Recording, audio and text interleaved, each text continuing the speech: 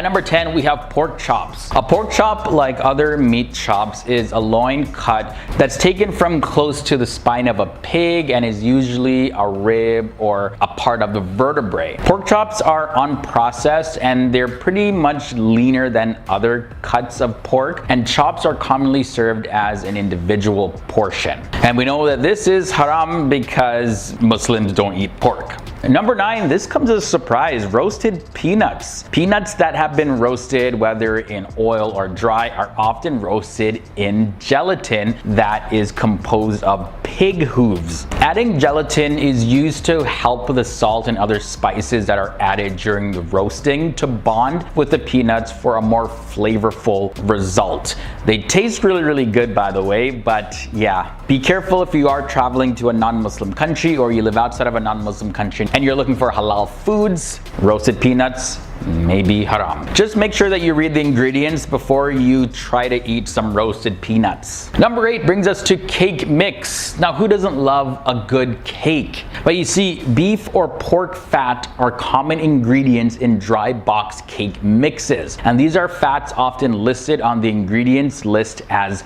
lard. So to avoid this, they often recommend that you just gotta make cakes at home, or if you're Muslim, check to see if the lard is actually from a pig or if it's from another animal. But again, if it is pig lard, then it is haram. Tortilla wraps, another very surprising one. So most restaurants and homemade versions of tortillas, they're often made with lard again, and store-bought varieties of this don't usually contain lard, but it's still worth taking a look at the ingredients list just to make sure. Another delicious dessert, very popular in my home country, Jamaica, this is rum cake. Now, a rum cake is literally exactly what it sounds like. It's a type of dessert cake which contains rum. Oftentimes it's like soaked in it, but it's soaked to various different degrees depending on how strong you want the rum taste to be. In most of the Caribbean, rum cakes are a traditional holiday season dessert. Traditionally, dried fruit is soaked in rum for months and then added to dough prepared with sugar, which has been caramelized by boiling in water. Wine vinegar comes in at number 5. Wine vinegar is either made from red wine or white wine, and white wine vinegar is a moderately tangy vinegar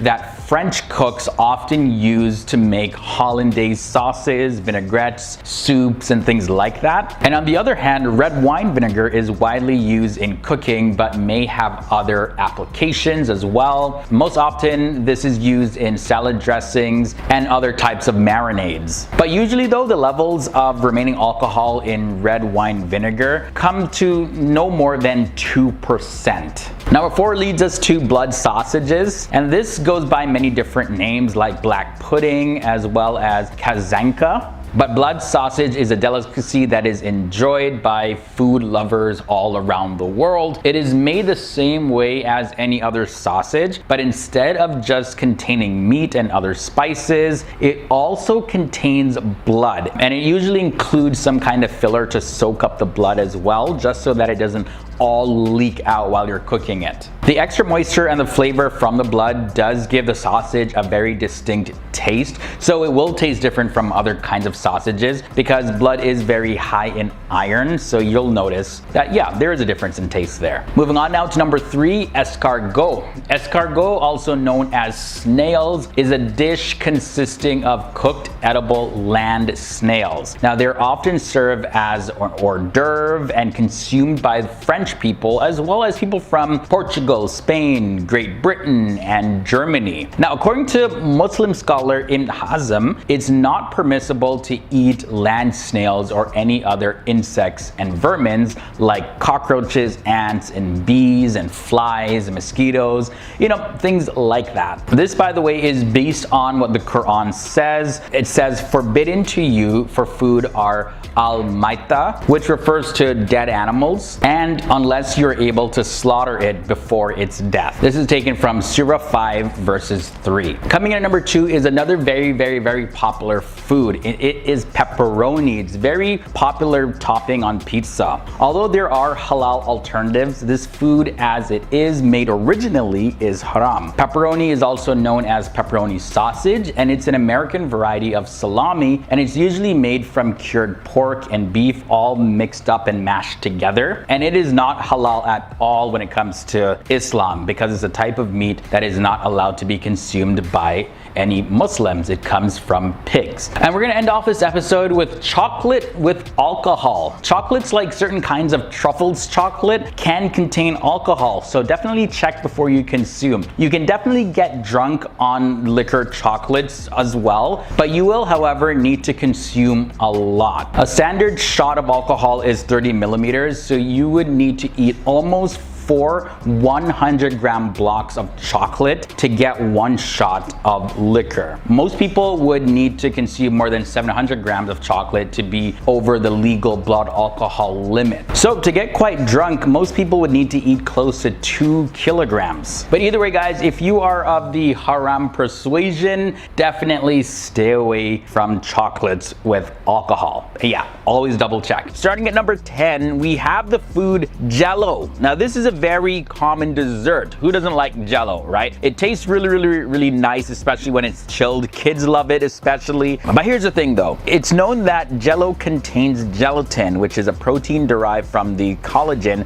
that is found in pig bones, skin, as well as connective tissues. So this tasty little dessert isn't so halal after all. This may come as a surprise. At number 9, red candy. So red candy or strawberry flavored candy, anything red that tastes sweet, pretty much in the candy category. It's often dyed with a food coloring called carmine, and carmine is made from dead crushed up beetles. It's produced when these insects are boiled with sodium carbonate or ammonia, which then produces the bright red dye. Therefore, it's recommended that you see the ingredients list before buying. Also, a thing to note, of the 4 major Sunni Islamic schools of thought, Hanafi schools, they forbid eating all bugs, while the Maliki scholars, they accept them, but the Shafi'i and the Hanbali academics, they completely forbid the consumption of some insects, but others they allow. So it's haram based on the school of thought that you fall in. Next up, Japanese food. Well, if you're worried about following the halal guidelines, then it would be beneficial for you to check the ingredients of food that you're ordering in a restaurant or buying at the store, of course. Many of these Japanese foods, they use soy sauce and it contains alcohol. Other haram ingredients include mirin, and this is a type of rice wine similar to sake, but it has lower alcohol content, but there's still alcohol in it. Instant fried tofu comes in at number 7. Tofu is often used as a meat substitute for vegans and vegetarians. I was vegetarian for about 6 years, and tofu was like my staple food in the diet. Because tofu is a very flexible food. Often though, Chinese brands, they do sell pre-cooked frozen tofu, and that tofu is fried in pork fat in order to retain its crispiness. So regardless of whether you're looking for halal foods as a Muslim, or if you're vegan or vegetarian looking to stay away from animal products altogether, just always double check what is used to prepare your tofu. Number 6 brings us cheese fondue. I'm a person where I love cheese, and we can thank Switzerland for this. So traditional cheese fondue is a Swiss dish that makes use of white wine or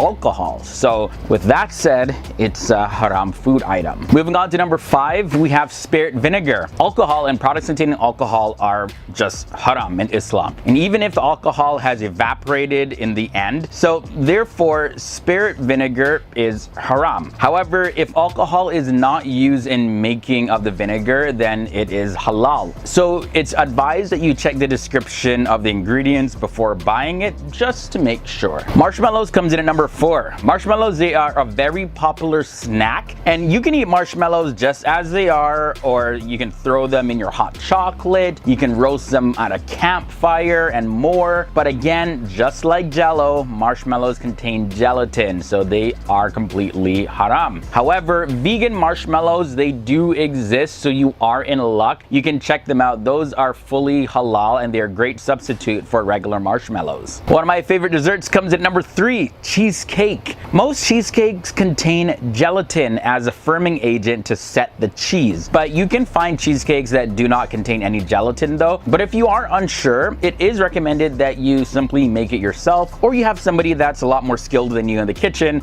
make it. I'm very picky when it comes to my cheesecake, so you gotta make it right or else I'm just not eating it. Cake mix is at number 2. Although they can be very affordable and tasty, some ready-made cake mixes, they actually use pork fat. So of course, make sure you check the ingredients list before buying one. And the final surprisingly haram food, salad dressing. Have you ever wondered why there are certain salad dressings that are made in-house at a restaurant and you find that they taste a little bit different than the ones that you can buy in the store or even ones that you make at home? Well, I got the answer to that. It's because many restaurants use bacon fat in their salad dressings. So of course, when you go to a restaurant, you can ask for an ingredients list or just tell them not to put any dressing on your salad whatsoever. Another option is if you take the salad to go, I guess, you can put some olive oil over it or even just plain olives. They have a great flavor, especially when you use them as a topping for salad. So let's jump into this one at number 10. Let's take a look at Japanese cuisine. Okay, it is essential to read the description of the dish that you're ordering at a restaurant.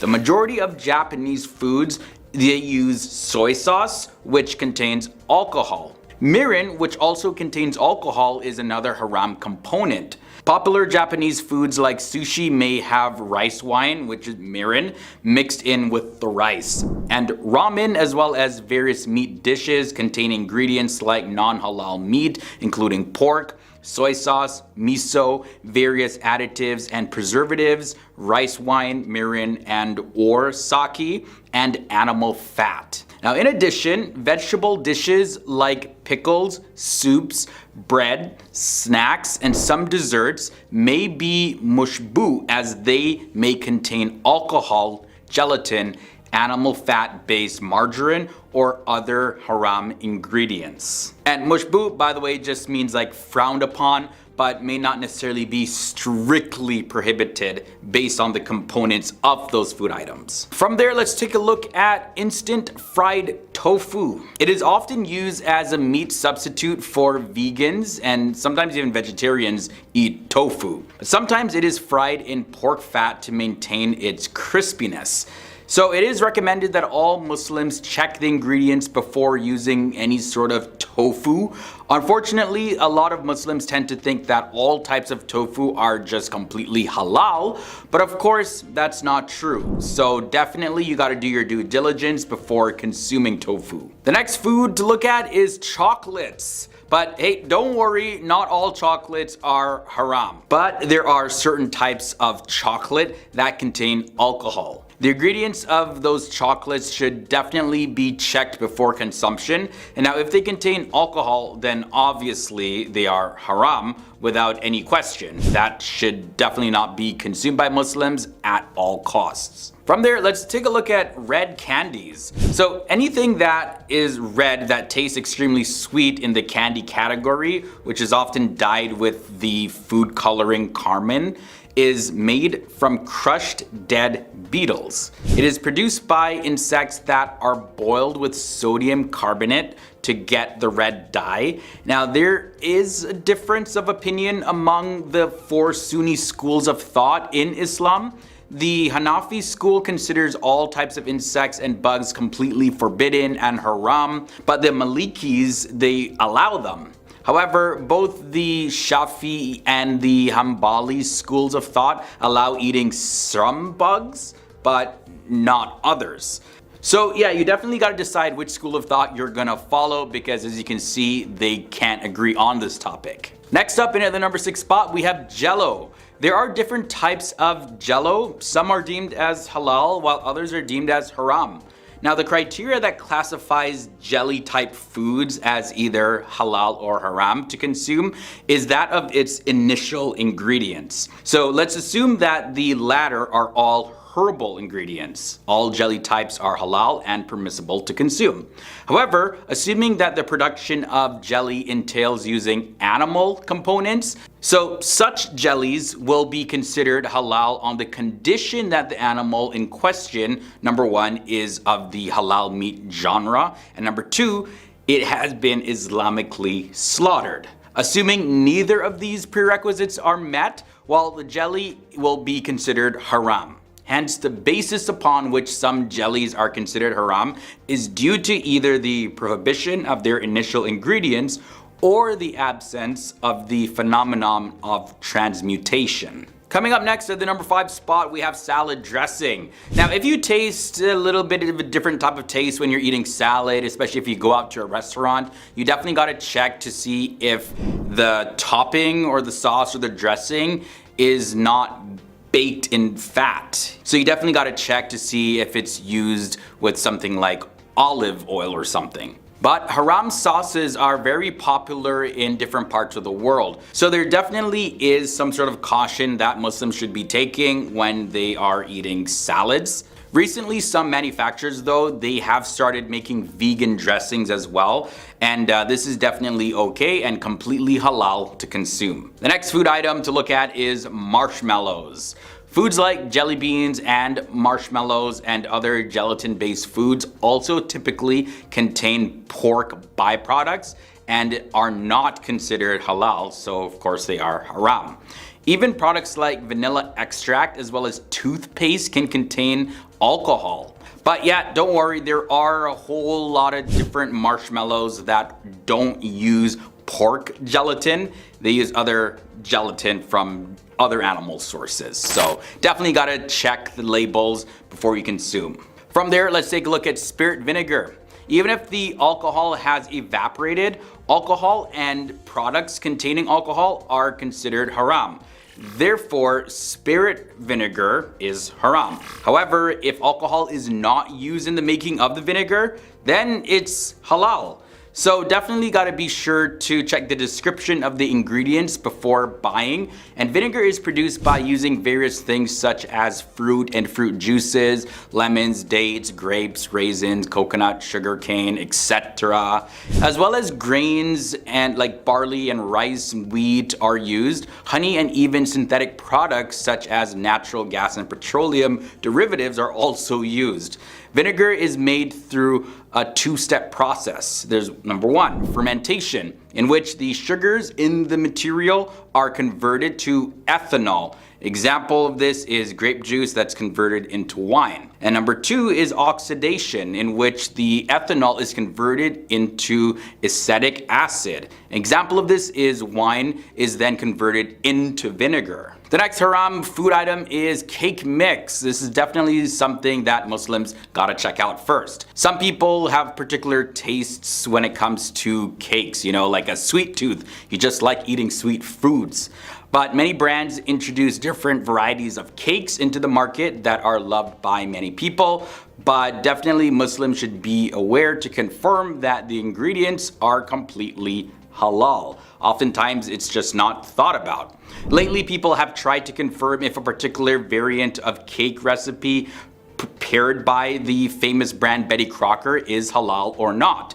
And they claim that research by another website that investigated the particular variant of a cake recipe and reportedly declared it not halal. That was very surprising. The food item to end this episode off at number 1 is potato chips. Many chips are flavored with cheese and they may include non-permissible cheese or whey. And if the cheese is made with animal rennet rather than bacterial lactic acid or acidic fluids like vinegar or lemon, then the finished products are similarly haram. However, if the rennet is obtained by halal extraction, it is of course permissible to use.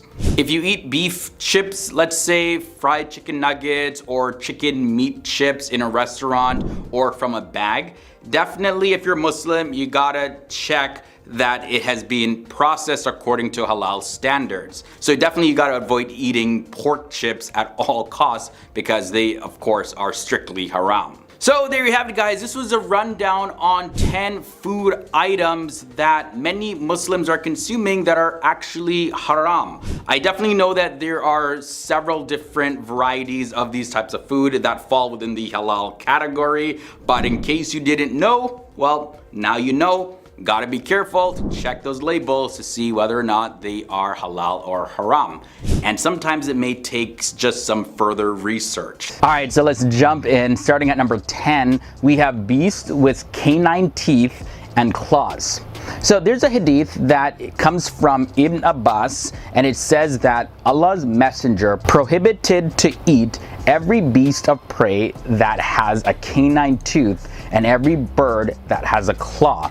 And this was reported by Imam Muslim. And speaking of canines, let's specifically get into dogs. See, as for dogs, it's impure to eat them according to the majority of scholars. Also, according to the hadith, Abu Hurairah reported that the Prophet Muhammad said these words: purifying a container that a dog has licked is done by washing it 7 times. So that's just the dog licking it.